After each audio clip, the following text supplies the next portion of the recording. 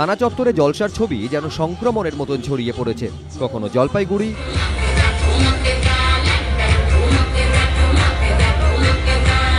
ফালাকাটা, কখনো কুলতলি, কখনো ভরতপুর। এই ঘটনা পরম্পরা দেখে অনেকেই প্রশ্ন তুলছেন, আইন রক্ষার ভার যাদের হাতে তারা কি করে এভাবে আইন ভাঙতে পারেন?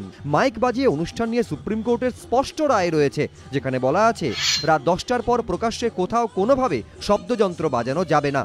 বিধি লঙ্ঘন হলে পরিবেশ সুরক্ষা আইন অনুযায়ী 5 বছরের জেল এবং 1 লক্ষ টাকা জরিমানা অথবা 2ই হতে পারে। এছাড়া 2000 সালে শব্দ দূষণ নিয়ন্ত্রণ আইন, ফৌজদারি দণ্ডবিধি এবং ভারতীয় দণ্ডবিধিতেও কড়া শাস্তির সংস্থান রয়েছে।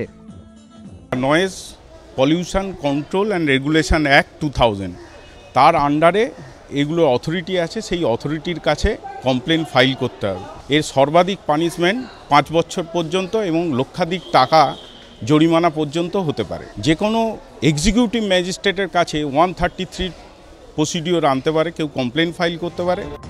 সুপ্রিম কোর্টের রায়ে পুলিশের ভূমিকাও একেবারে স্পষ্ট করে দেওয়া হয়েছে। রায়ে পরিষ্কার বলা রয়েছে যে শব্দ তাণ্ডবে নজরদারির দায়িত্ব পুলিশের। 10টার পরে যদি শব্দকে কেন্দ্র করে মাইক্রোফোনের তাণ্ডব হয়, মাইক্রোফোনের শব্দের তাণ্ডব হয় এবং হয়, আমি সেটার প্রতিবাদ করব বা সেটা সম্পর্কিত ব্যাপারে আমি অভিযোগ কোথায় জানাবো? পুলিশের কাছেই জানাবো। অ্যান্ড পুলিশ নিজেই যদি এই ধরনের শব্দের যন্ত্রণা দিয়ে দেয় অঞ্চলে, সেই অঞ্চলের মানুষের অসহায়ত্বটা বোঝার মতো। অথচ বাস্তবে আইনের রক্ষাকর্তা সেই পুলিশই আইন ভেঙে চলেছে।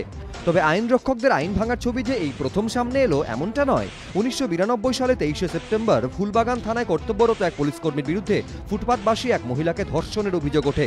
2013 সালে কলকাতা পুলিশেরই এক অ্যাসিস্ট্যান্ট সাব ইন্সপেক্টরের বিরুদ্ধে মানসিক ভারসাম্যহীনকে ধর্ষণের অভিযোগ ওঠে। ওই একই বছরে গোয়েন্দা বাহিনীর এক সাব ইন্সপেক্টরের বিরুদ্ধেও ধর্ষণের অভিযোগ ওঠে।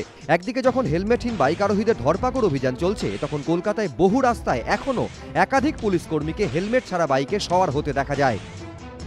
ক্ষমতার প্রভাব একটা হচ্ছে যে আমি নিয়ম ভাঙবো, আমি আলাদা, অন্যদের থেকে আলাদা আমরা করতে পারি।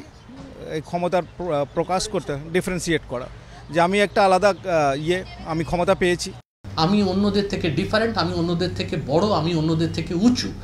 এই যে সমাজে ঘটনাগুলো চলছে, এই সামাজিকভাবে কিন্তু এরা বোঝাতে চায় অন্য লোককে যে আমরা বেপরোয়া, আমরা তোমাদের থেকে উঁচু, আমরা নিয়ম ভাঙলেও কেউ কিছু করতে পারবে না, সুতরাং আমি করছি, তুমি যা পারো করে নাও। উর্দিধারীদেরই আইনকে তোয়াক্কা না করার প্রবণতা মারাত্মক, তাতে কোনো সন্দেহ নেই। কিন্তু এই প্রবণতার কারণ কি? সাধারণ মানুষ বিপদে পড়লে তারা আইনের আশ্রয় চান, আর সেই আশ্রয় দিতে পারে পুলিশ। অনেকে বলছে পুলিশ আইন ভাঙলে মানুষ যাবে কোথায়? এবিপি আনন্দ।